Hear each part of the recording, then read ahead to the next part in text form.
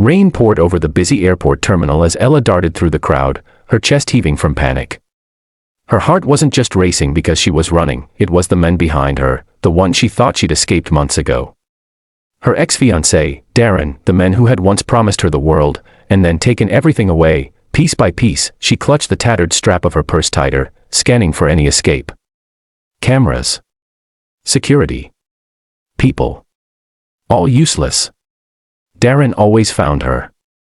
He had a way of slipping past laws and lies like they were made of paper. Ella ducked into the business lounge without permission.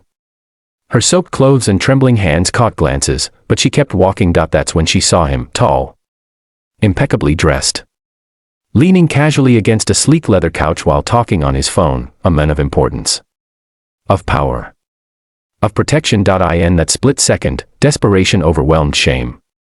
She rushed forward, fell to her knees, and slid beneath the space between his arm and leg, curling up beside him like she belonged there. The billionaire, Dominic Vance, froze mid-sentence. He looked down and saw her before he could speak. She whispered, barely audible, "Please, don't say anything. Pretend I'm with you. He's here." Dominic wasn't known for empathy. The media called him the Ice King, unshakable, ruthless, untouchable. But something in her voice, broken, scared, pleading, made his hand twitch. A shadow approached. "Excuse me," Darren said, his voice too polite to be genuine. "Have you seen a woman about this tall, brown hair, running? She might have come this way." Dominic didn't blink. He looked Darren straight in the eye. "You mean my fiancée?" he said calmly, placing a protective arm around Ella's shoulder. "She's with me." "Problem?" Darren's eyes narrowed. Dominic smiled coldly. It was the kind of smile that made billion-dollar deals fall apart. Darren backed off with a forced laugh. "And no.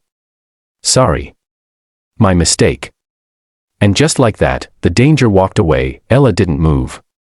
Couldn't move. When she finally did, her voice cracked. "Thank you. I didn't know what else to do." Dominic looked at her again, more carefully this time. Her cheeks were flushed with fear. Her shoes were torn. And her eyes held the kind of exhaustion that doesn't come from running, it comes from surviving. "You picked the right legs," he said dryly. "But you owe me coffee." She laughed, genuinely. It shocked them both. 1 hour later, in a quiet cafe just outside the terminal, she told him the truth.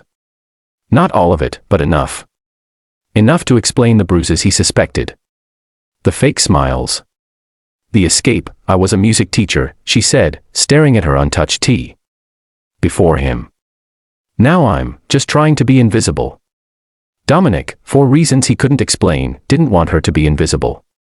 He'd built empires by staying detached, from employees, from investors, from women, and yet this stranger had cracked something open inside him with one terrified whisper. "You're not invisible to me," he said quietly. In the days that followed, Dominic did something he hadn't done in years. He stayed. He delayed meetings.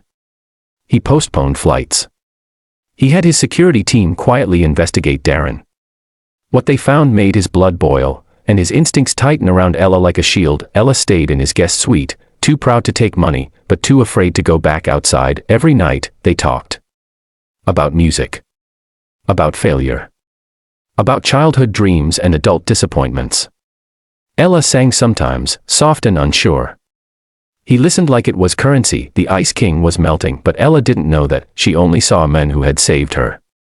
A man who was always kind, always distant, until the gala. It was a charity event Dominic had hosted annually for children's hospitals. He never danced. Never smiled.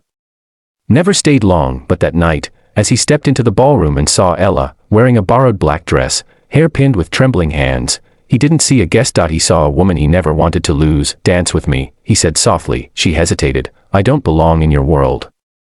He leaned in. "You belong wherever I am." The media went wild the next morning. Photos of the Ice King dancing, smiling, even laughing, with an unknown woman, were everywhere. Darren saw them too, and he returned, this time, armed with threats, with lawyers, with lies. He claimed Ella had stolen from him. That she was mentally unstable. That Dominic was being manipulated. Dominic's board urged caution. His lawyers warned him. Dominic only said, "If protecting her costs me everything, then everything is worth less than she is." The court dismissed Darren's claims, but Dominic did more than just defend her. He bought the music school Ella had once worked for, and gave it back to her. with her name on the door. With a smile that asked for nothing in return, Ella cried when she saw it. She cried harder when she realized he wasn't asking her to stay. "You don't owe me anything," he said. "I know," she replied. "But I've never wanted to stay before." Their love didn't begin with roses or candlelight. It began beneath fear. Between strangers.